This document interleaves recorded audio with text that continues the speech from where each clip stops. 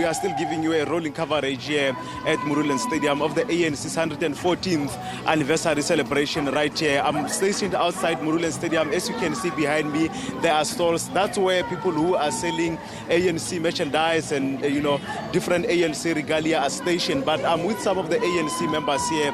One of them is going to join me in a moment. But I'll also want to get a view from a lady who's selling ANC regalia right here outside Moruleng Stadium. But let me talk to one of the ANC members this morning. Thank you very much for joining us. You are all the way from Limpopo to the northwest to attend ANC's 114th anniversary celebration.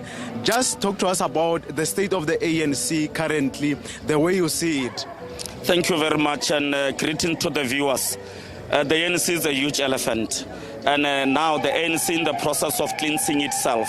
If we can all see that, we can even see on the news that this man, President Cyril Ramaphosa, he's serious about the renewal of the African National Congress. You can see all those rotten other things that have been contaminating the ANC. They are going out.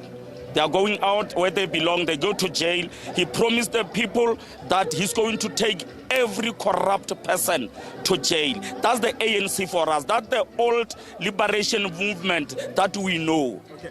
So, but how should the ANC deal with this issue once and for all of corruption? Some senior ANC members who are charged with corruption, or some are facing serious allegations of corruption. I mean, we've seen some of them recently stepping aside. There is Pulembabe, there is Maluski Gaba. Zizikoda was once he was once charged with corruption, but those charges were later withdrawn. But how can the ANC deal with this issue of corruption once and for all? We have a confidence in the justice system. And the ANC, when they deploy us to the government, they don't deploy us to go there and steal. They don't deploy people to go there and do as they wish. And remember when they deploy myself and I go there and do as they wish, people see that the ANC is stealing. That's what the people see. So what the ANC do, they must tighten the belt. They must, this system that they are bringing to get the deployees that they should deploy, starting from the councillors, that they need the matric, is another system that the ANC makes sure that they are serious in getting the correct leaders that are not going to steal. Because whatever, how about the lady Buka?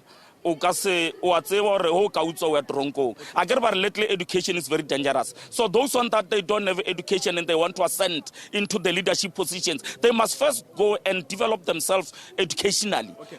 So, but what do you make of the step-aside rule?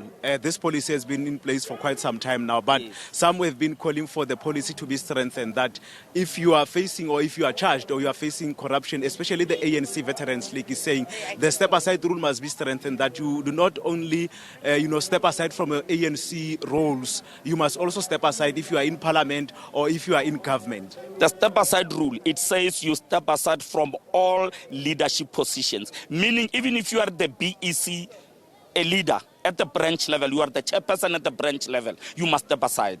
You must step aside from all the deployments that the ANC has deployed you. And the only thing that you can do, you must just wait. I carry Malawi, South Africa, you are innocent until proven guilty. Once you are charged, then you must step aside. You cannot step aside from the accusations, because if you step aside from the accusations, we will finish ourselves. But do you think a person who has been charged should also step aside from his role or position in government or National Assembly or provincial legislature, not only from his ANC role or position? Yeah, well, immediately when you are charged, actually you must step aside from all the leadership positions, meaning that you must sit home. Don't go and address people because you are charged. Deal with your judgment and finish with all your stories that you have created yourself. And after that, you can, when you are cleared, you can come back, and if you are lucky, you will be re-elected into those positions. But if you are not lucky, because the ANC did not send anybody to go and steal. The ANC did not send anybody to go and do corruption. And we are appealing to our people out there, we are appealing to our voters out there, that they mustn't see that as the ANC is stealing. It's not the ANC. People that they are deployed into the system. they start doing their things, so then they must step aside. Okay. So ANC leaders have been crisscrossing this province of Northwest since Monday, and people are still complaining about basic services such as water and sanitation, electricity, and also some roads are riddled with potholes.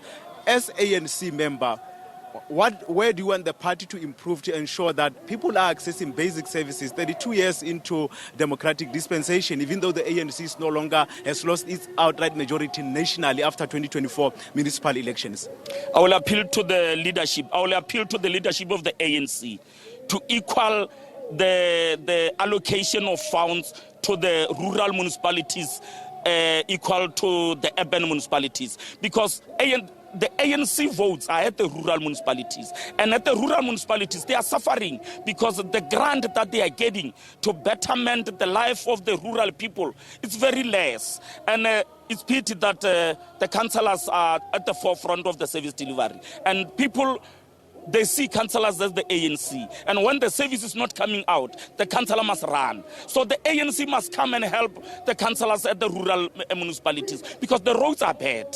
We need, I can tell you, there is a village somewhere in Blouberg local municipality, we call it Hatago, New Jerusalem.